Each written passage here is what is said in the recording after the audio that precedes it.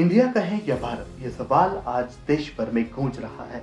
भारतीय राष्ट्रपति द्रौपदी मुर्मू की ओर से जारी किए गए G20 के ऑफिशियल इनविटेशन में उन्हें प्रेसिडेंट ऑफ इंडिया की जगह प्रेसिडेंट ऑफ भारत लिखा गया है, जिसके चलते अब देश भर में ये अटकलें शुरू हो गई हैं कि केंद्र सरकार 18 सितंबर 2023 से शुरू हो रहे संसद के 5 दिवसीय विशेष स्तर यानी स्पेशल सेशन के दौरान आधिकारिक तौर पर इंडिया का नाम बदलकर भारत कर सकती है।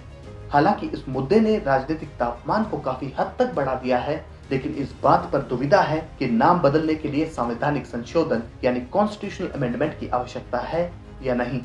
सुप्रीम कोर्ट ने वर्ष 2016 में इंडिया को सभी उद्देश्यों के लिए भारत कहे जाने की मांग करने वाली एक जनहित याचिका यानी PIL को खारिज करते हुए कहा था कि लोग अपनी इच्छा के अनुसार देश को इंडिया या भारत कहने के लिए स्वतंत्र हैं।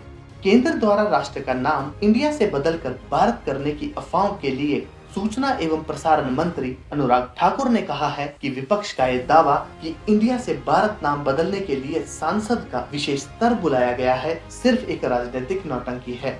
उन्होंने कहा कि G20 ब्रांडिंग में इंडिया और भारत दोनों ही शब्द शामिल हैं। आप केवल नाम तक फंस गए, हम नाम रोशन करने की बात कर रहे हैं। आप उसको हिंदुस्तान कहें, भारत कहें, इंडिया कहें। अफवाहों को नकारते हुए विदेश मंत्री जयशंकर ने भी कहा है कि इंडिया ही भारत है, ये संविधान में है। मैं हर किसी को संविधान पढ़ने के लिए आमंत्रित करूंगा। मुझे लगता है कि जब आप इंडिया की जगह भारत कहते हैं तो उसका एक अर्थ है, एक परिभाषा है जो उसके साथ है, जिसकी छवि हमारे संविधान में भी झलकती है। India that is Bharat, it is there in the constitution. Please I would invite everybody to read it. वहीं दिल्ली के मुख्यमंत्री अरविंद केजरीवाल ने बीजेपी पर तंज कसते हुए कहा है कि बीजेपी देश का नाम सिर्फ इसीलिए कैसे बदल सकती है क्योंकि एक गठबंधन को इंडिया कहा जा रहा है। अगर किसी पार्टियों का अलायंस इंडिया बन जाता है तो वो देश का नाम बदल देंगे। देश तो 140 करोड़ लोगों का है, किसी एक पार्टी का देश थोड़ी है। कल मान लीजिए इस इंडिया अलायंस ने अपना नाम बदल के भारत रख लिया, तो फिर भारत भी बदल देंगे। फिर क्या भारत का नाम बीजेपी रखेंगे? ये क्या मजाक है? कांग्रेस पार्टी के वरिष्ठ नेता शशि थरूर ने भी ट्वीट कर कहा है कि इंडिया को भारत कहने पर कोई संवैधानिक आपत्ति नहीं है। वह देश के 2 आधिकारिक नामों में से एक है। मुझे उम्मीद है कि सरकार इतनी मूर्ख नहीं होगी कि इंडिया शब्द को पूरी तरह से त्याग दे, जिसकी सदियों से बेहिसाब ब्रांड वैल्यू बनी हुई है। उन्होंने ट्वीट कर ये भी कहा कि हम निश्चित रूप से खुद को भारत कह सकते हैं, यानी alliance for betterment, harmony and responsible advancement for tomorrow. Supreme court के एक वरिष्ठ वकील अभिषेक संघवी, जो parliamentary standing committee on law and justice के पूर्व अध्यक्ष और कांग्रेस सदस्य भी हैं, उन्होंने कहा है कि तथ्य ये है कि भारत और इंडिया दोनों शब्दों का परस्पर उपयोग किया जा सकता है, विशेष रूप से भारतीय संविधान के अधिकृत हिंदी संस्करण यानी ऑथराइज्ड हिंदी वर्जन के मद्देनजर। लेकिन सरकार ये निर्धारित नहीं कर सकती कि हर कोई केवल एक ही नाम का उपयोग करेगा।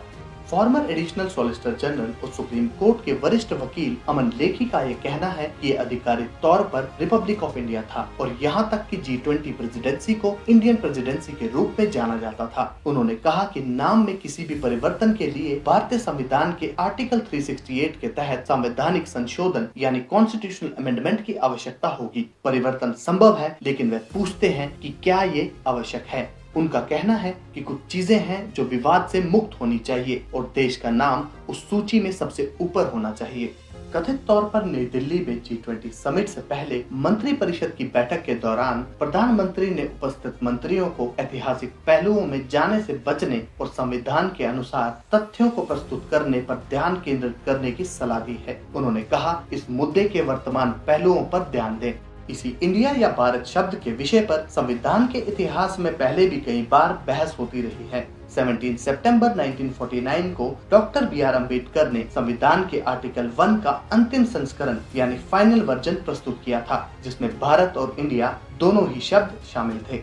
कई सदस्यों ने इंडिया शब्द के इस्तेमाल को लेकर आपत्ति भी व्यक्त की थी। उन्होंने इसे कॉलोनियल पास्ट की याद कराते शब्द के रूप में देखा था। कौन सा नाम अपनाया जाए, इस पर बहस के दौरान डॉक्टर BR अम्बेडकर ने कहा था कि ये बहस अनावश्यक है, क्योंकि संविधान सभा के सदस्यों ने इंडिया शब्द का विरोध कभी नहीं किया है।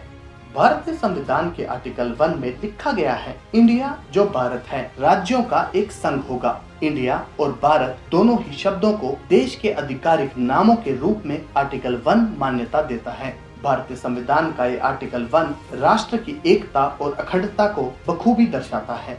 पर अब ये सवाल उठता है कि आप लोग क्या चाहते हैं, हमें बताएं और अधिक अपडेट के लिए द न्यूज़ सेंट्रिक के साथ बने रहें।